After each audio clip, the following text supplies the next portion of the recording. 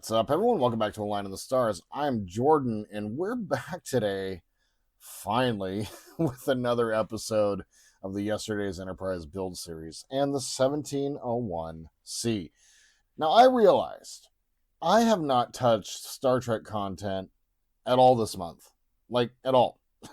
Everything has been Star Wars, and it's been spotty, and as I will explain later when I record the Ready Room, which you guys will probably already have seen, there's reasons why.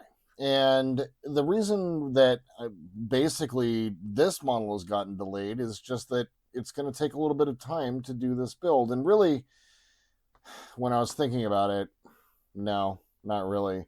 This is going to be a very simple mod for this model. Now, I've done a lot of thinking about this model in particular. And being that we have done lighting only here at the very end of the model, and couple that, number two, with how we have a whole Aztek dummy that we haven't used. It was like $45, you guys. So I think we're going to have to do another ambassador class in the future. And if we do another ambassador class, we're going to do a New Frontier ambassador class, and that's going to be the USS Excalibur from the New Frontier book series, which is beta canon. And it's one of my very favorite book series from Star Trek. It was run in the late 90s and the early 2000s, maybe even into the late 2000s, somewhere in that neighborhood, written by Peter David, who is one of the great Star Trek writers. Wrote such books as like Imzadi and Imzadi 2, which kind of sucked.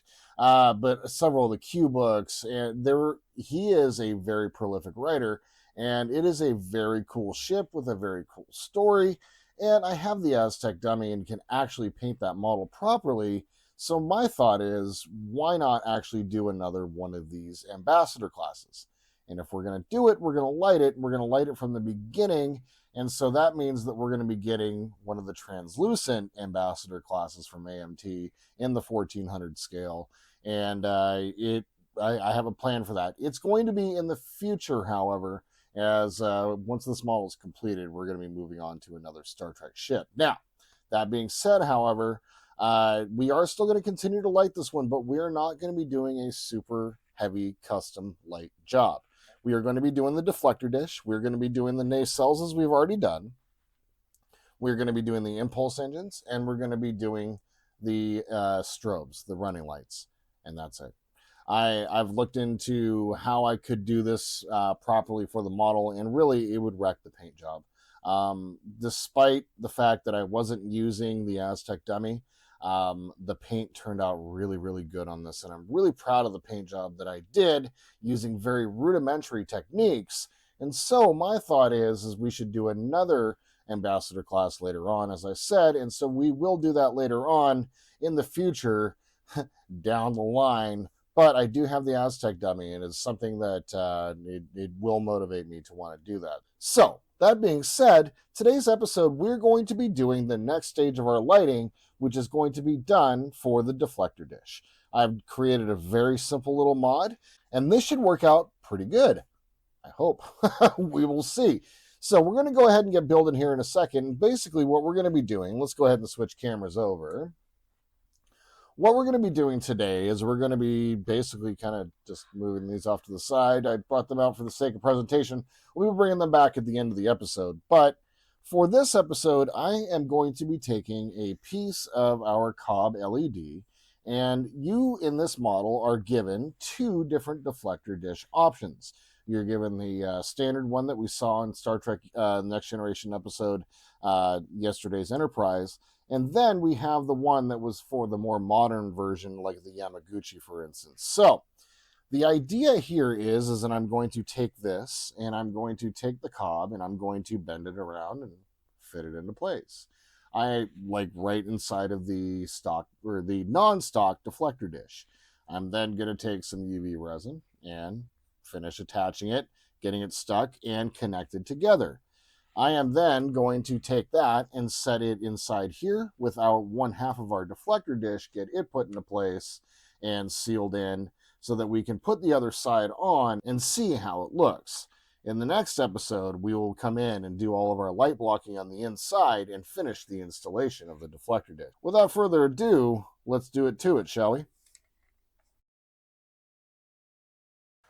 All right, so as we begin, it's kind of amazing how, when I was thinking about doing this mod, there was many different approaches I was thinking of doing, using wire to wrap the cob around a piece of styrene that I cut into a circle, and there were many, many different options. But what's funny is, when I was unpackaging this model in the beginning, I was not necessarily thinking about lighting, but I'm like, if I were lighting this model, this would be a pretty cool way of handling the lighting. And knowing nothing about COB LED strips back in the day, I just had thoughts. I had thoughts of like putting a couple of like single LEDs back behind there as just a way of diffusing the light. But regardless, it was, I gotta say, a pretty ingenious way of handling getting this put on. Now, of course, it didn't go without any. Well, of course, it did go with difficulty because that's how these things go. It took a minute to figure out how to get this done. I initially tried to wrap the entire cob around, but basically I needed to do it in small sections. So I got the stripping. So I got the back pulled off the LED, the sticky part, and got it stuck into place. It wasn't quite holding, so just use some UV resin here to flash it off. Now, I didn't pulse it, I didn't wait. Each time took about a minute. And what was funny is as I was going along, the clear part was starting to definitely get warm by the time that we were done with this. So it was just a matter of repeating the process. I basically take the sticky part, and there's a tiny, probably 1/16 of an inch, like little ledge around the back side that I'm able to slightly stick it into and keep it in the groove, but it doesn't quite stick on its own. So once again, I'm just taking a little bit of UV resin, and we're going to flash it. Hold it there for about a minute, and then move on to doing it again.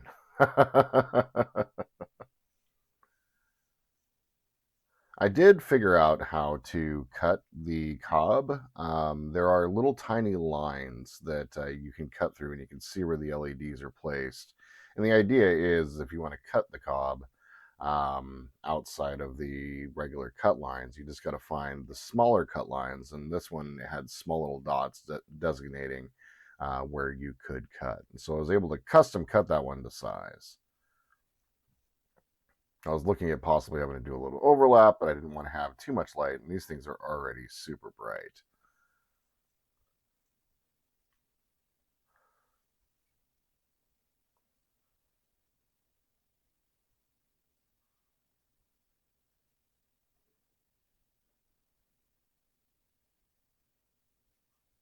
It was about here or so that I realized, like, hey, this is turning out pretty cool. I like it. Proof of concept. Something you have going on in your head, and there it is. It's pretty awesome. And I'm just using a pair of tweezers right now to test to see that the UV resin has set. Looking at my wires, making sure they're strong enough. I do take a little bit of UV resin and put them over top of the wire, the connection points. I flash that off for a minute just to make sure that our wire connection points are nice and solid. Now's the moment of truth. Give it the old test up. I wasn't prepared for how bright this is. These cobs are super bright. It's kind of ridiculous, actually. Now, obviously, the camera is going to blow this out. I am not adjusted for bright lights yet. Will be at the end of the episode, but I just was trying to test here to see how everything looked. And I was like right here going, oh my God, look at that. Turned out pretty good. Even with the camera blowing it out a bit. Man, the combination of the probably I think it was like 10 coats of the blue clear. I think that was from This one was the Mr. Hobby Clear Blue.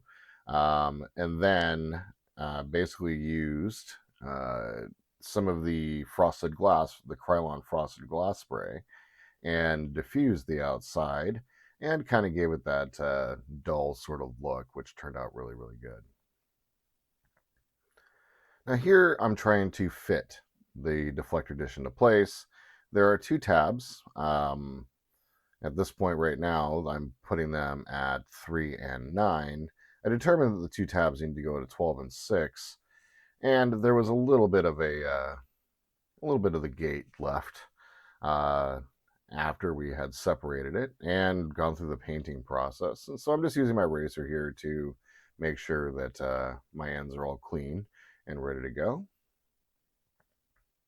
Cannot recommend using a razor enough. Those things are fantastic filing devices.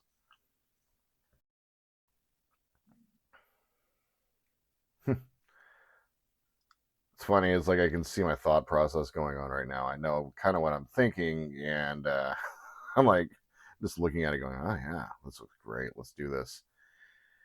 Now, here's where editor me has a few regrets. I'm already ready to shoot the next episode, and I really wish that I had not glued the deflector dish in place. But, I'll be able to get around it basically. But the reason I wish that I had not done that was for the simple fact that I need to spray the inside of the hull black so that we can get our light diffusion done. But, hey, here we are. So I'll block that off. I'll figure out some way of blocking that off. So we do get our deflector put in place. I hold this in place for probably about 5 minutes or so and released. And I gotta say, even there I see it, I'm like, oh, that looks great. And it really does. That looks good. I'm really happy with the way that turned out. So now it's a matter of trying to fit this in place. I have still yet to figure out the final solution for how I'm going to put this in place, because the solution that I do come up with is a temporary one used only for basically the demonstration for this episode. And I basically, coming up, use a piece of double-sided tape to secure it in place. But here I'm looking at the engineering and how I'm going to, the engineering of the engineering section, so to say. I'm looking at how to put this in place and route my wires. I'm thinking about where my wires are all going to be coming in. And it was basically just a matter of taking some double-sided tape and getting this put into place. Now with the wire placement, I am not going to be going super crazy heavy with the wires. There is going to be a control box inside the saucer section. So I'm not quite sure how many wires I'm going to be running down. I don't know if I'm going to be running the nacelles on an Arduino. I don't know. I don't know how that process is going to go. Seems a little complicated when literally I can just power everything up from one shot. So we'll see. And I would just say, go ahead and let me know down below. Should I power it up using Arduino and so have different individual sequences, but there's really not that many lights that we're going to be doing, or just kind of leave it as a plug and play, create one barrel plug connection and then just get it plugged in. So let me know down in the comments, please.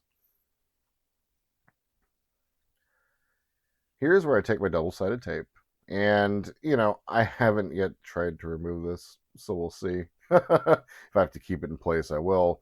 It may be the final solution for it. It is just offset just a tiny little bit. You really kind of can't tell, but I know that it's like that, so we will see.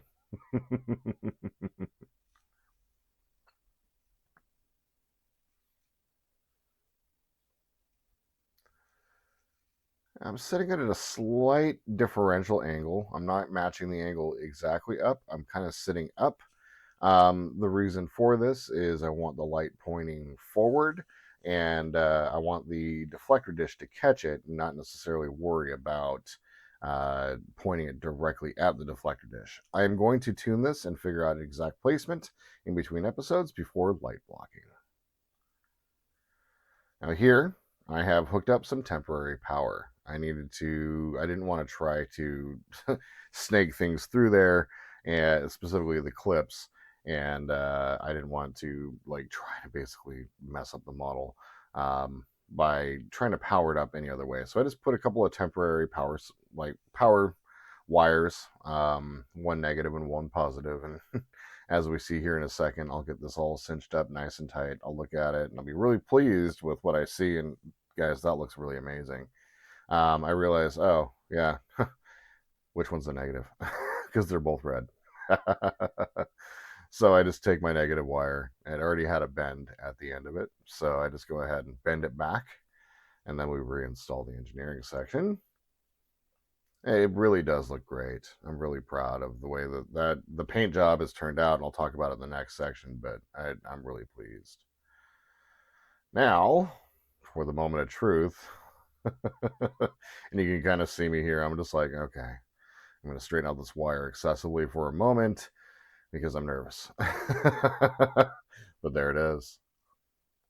And I got to say, the camera is, once again, is going to blow this out, but this looks so good. And it's not as bad as I thought. Especially on the camera, you're able to kind of get the idea of what we're trying to convey here. And as I switch over to the camera that I thought was going to pick that up better, which didn't. So funny. I'm still learning about cameras, and I need to get some of these set up for like different lighting and all of that, so just for different focusing. But this did turn out really, really good. Very pleased. All right, so I got my exposure turned down here. I've learned something. It's kind of amazing, isn't it? I've learned how to be able to shoot in the light but make it look dark. If that makes any sense. And I am very pleased with how this turned out. Now, the camera is still going to blow this out. There's not much we can do about it, but that's okay. In the end, I'm going to get this professionally photographed at the end of the model, and we'll be able to really convey the lighting and how it turned out. But let's go ahead and do the reveal. And my friends, that was a very quick, fast, and easy mod for doing the deflector dish on the Ambassador class.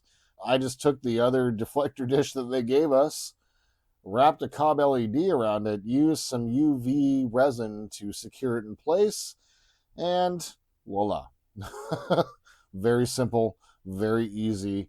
Obviously, we have some light blocking to do.